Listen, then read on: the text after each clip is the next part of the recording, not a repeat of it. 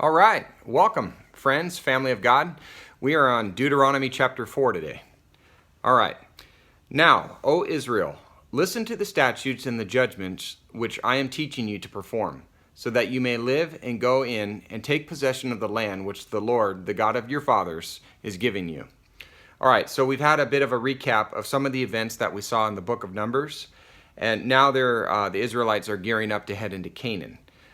There's a little bit of an overlap, and everything God does is with purpose, so God did that for a reason, which is likely to remind us of the mistakes that were made. Okay, verse 2. You shall not add to the word which I am commanding you, nor take away from it, that you may keep the commandments of the Lord your God, which I command you. Which is a huge statement. Nobody should be adding to God's words. Verse 3. Your eyes have seen what the Lord has done in the case of Baal Peor. For all the men who followed Baal Peor, the Lord your God has destroyed them from among you, which took place in Numbers chapter 25. Verse 4. But you who held fast to the Lord your God are alive today, every one of you. See, I have taught you statutes and judgments, just as the Lord my God commanded me, that you should do thus in the land where you are entering to possess it. So keep and do them, for that is your wisdom and your understanding in the sight of the peoples, who will hear all these statutes and say, surely this great nation is a wise and understanding people. Verse 7. For what great nation is there that has a God so near to it as is the Lord our God whenever we call on him? Or what great nation is there that has statutes and judgments as righteous as this whole law which I am setting before you today? Only give heed to yourself and keep your soul diligently, so that you do not forget the things which your eyes have seen, and they do not depart from your heart all the days of your life, but make them known to your sons and your grandsons.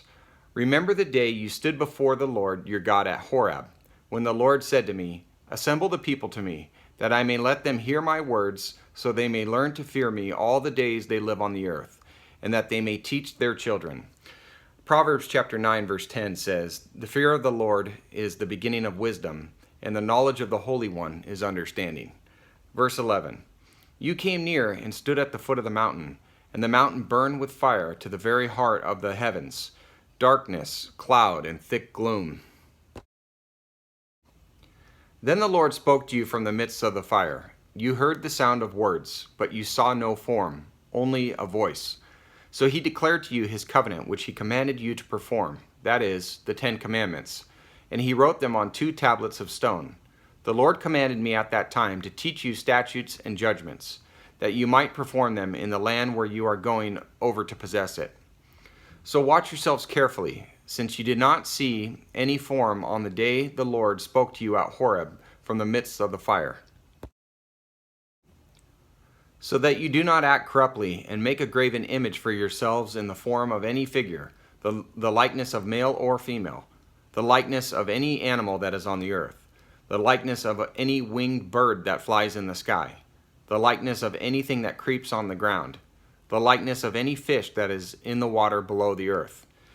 And beware not to lift up your eyes to heaven and see the sun and the moon and the stars, all the host of heaven, and be drawn away and worship them and serve them, those which the Lord your God has allotted to all the peoples under the whole heaven.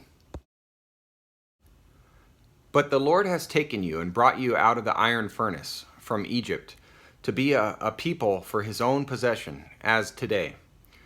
There's been a lot of animal and star worship throughout our history, that's for sure. People get easily sucked into that stuff for some reason, so God makes sure to point out that he is the one and only God. Don't worship any animals or planets or anything. Verse 21. Now the Lord was angry with me on your account, and swore that I would not cross the Jordan, and that I would not enter the good land which the Lord your God is giving you as an inheritance. For I will die in this land. I shall not cross the Jordan, but you shall cross and take possession of this good land. So watch yourselves, that you do not forget the covenant of the Lord your God which he made with you, and make for yourself a graven image in the form of anything against which the Lord your God has commanded you. For the Lord your God is a consuming fire, a jealous God. Righteous jealousy is holy. It is justified for God to be upset when those he loves reject pursuing him for gods they've created themselves, just as if someone we love chose to abandon us or disowned us for no good reason. We'd feel the same way. Verse 25. When you become the father of children and children's children, and have remained long in the land, and act corruptly, and make an idol in the form of anything, and do that which is evil in the sight of the Lord your God, so as to provoke him to anger, I call heaven and earth to witness against you today, that you will surely perish quickly from the land where you are going over to the Jordan to possess it. You shall not live long on it, but will be utterly destroyed. The Lord will scatter you among the peoples, and you will be left few in number among the nations where the Lord drives you. And they can't say they weren't warned, even though they had a history of disobedience. And sadly, God's giving them a prophetic warning here because, of course, he knows what's going to happen. They're going to fail. But as we'll read in a moment, he provides some hope for them. There you will serve gods, which in context here is obviously pagan, the work of man's hands, wood and stone, which neither see nor hear, nor eat nor smell. But from there you will seek the Lord your God, and you will find him if you search for him with all your heart and all your soul. When you are in distress, and all these things have come upon you, in the latter days you will return to the Lord your God and listen to his voice. And this matches what the New Testament says will happen to the Jewish nation. Romans chapter 11, verses 25 through 27 says, For I do not want you, brethren, to be uninformed of this mystery, so that you will not be wise in your own estimation, that a partial hardening has happened to Israel until the fullness of the Gentiles has come in. And so all Israel will be saved. Just as it is written, the deliverer will come from Zion. He will remove ungodliness from Jacob. This is my covenant with them, when I take away their sins. And context points to this referring to all the elect Jewish people alive during the time of the tribulation. Verse 31, For the Lord your God is a compassionate God. He will not fail you, nor destroy you, nor forget the covenant which with your fathers, which he swore to them. Indeed, ask now concerning the former days which were before you, since the day that God created man on the earth, and inquire from one end of the heavens to the other. Has anything been done like this great thing, or has anything been heard like it? Has any people heard the voice of God speaking from the midst of fire, as you have heard it, and survived? Or has a God tried to go to take for himself a nation from within another nation by trials, by signs and wonders, and by war, and by a mighty hand, and by an outstretched arm, and by great terrors, as the Lord your God did for you in Egypt before your eyes? No. To you it was shown that you might know that the Lord, he is God. There is no other besides him. Out of the heavens he let you hear his voice to discipline you. And on earth he let you see his great fire. And you heard his words from the midst of the fire. Because he loved your fathers, therefore he chose their descendants after them.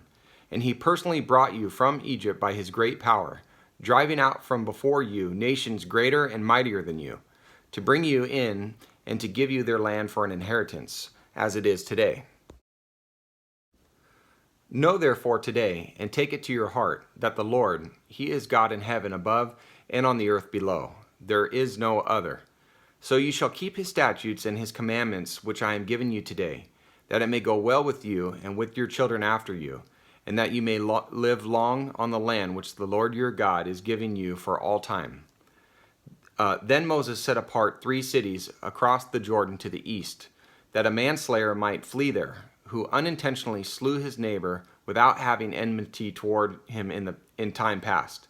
And by fleeing to one of these cities, he might live. And we discussed this in great detail in Numbers chapter 35. Verse 43, Bezer in the wilderness on the plateau for the Reubenites, and Ramoth in Gilead for the Gadites, and Golan in Bashan for the Manassites. Now this is the law which Moses set before the sons of Israel.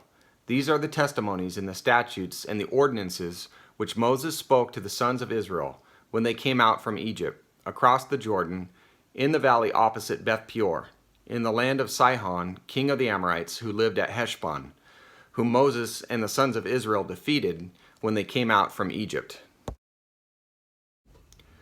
They took possession of his land and the land of Og, king of Bashan, the 2 kings of the Amorites, who were across the Jordan to the east, from Aror, which is on the edge of the valley of Arnon, even as far as Mount Sion, that is, Hermon, with all the Arabah across the Jordan to the east, even as far as the sea of the Arabah, at the foot of the slopes of Pisgah. All right, hope you can join me for this adventure tomorrow. God bless you, and thank you for being here. Take care.